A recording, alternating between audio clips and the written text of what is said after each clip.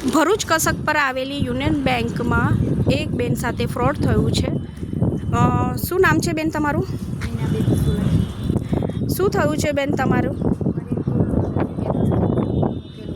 અત્યારે હાલ મારે છોડાવવા ગઈ ને તો એન્ટ્રી પડાવી તો 1 વર્ષ પહેલાં જ મારું ગોલ્ડ લોનથી લોન ક્લોઝ થઈ ગયેલી છે. તો હવે મારે શું કરવું હવે? હા, પૈસા લઈને બીજું આવ્યું કહે છે કે તમારી લોન ક્લોઝ થઈ ગયેલી છે.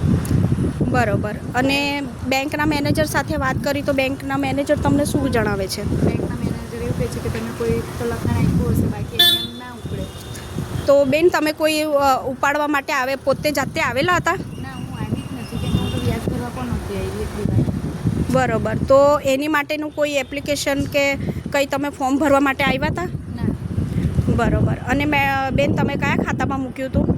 ગોલ્ડ લોનમાં સેવિંગ ખાતું છે મારું, એ લોકો ગોલ્ડ લોનનું અંદર આપેલું છે.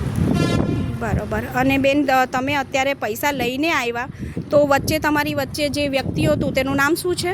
કલ્પેશભાઈ પરમાર જાડેશ્વરના છે. બરોબર. એ ભાઈ અહીંયા આવીને તમારું ગોલ્ડ મુકાવી ગયા હતા? હા.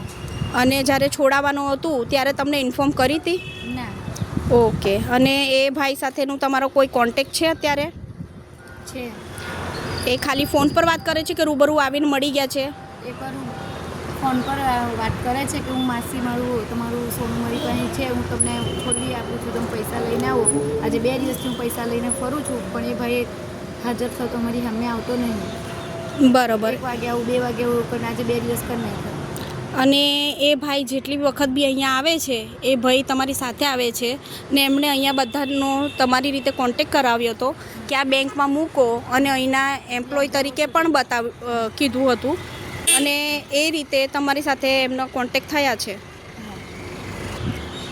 એ ફોન પર જણાવે છે તો તમને શું કહે છે? એવું કહે છે કે માસી હું અડધો કલાકમાં આવું છું, કસક ઓફિસે જ ભેગા થઈએ છીએ, અહીંયા ભેગા થઈએ છીએ, પણ એ મળતો સોનું અહીંયા છે, સોનું સેફ જ છે તમારું, તમે પૈસા લઈને આવો, કસક આપણે ભેગા થઈએ છીએ.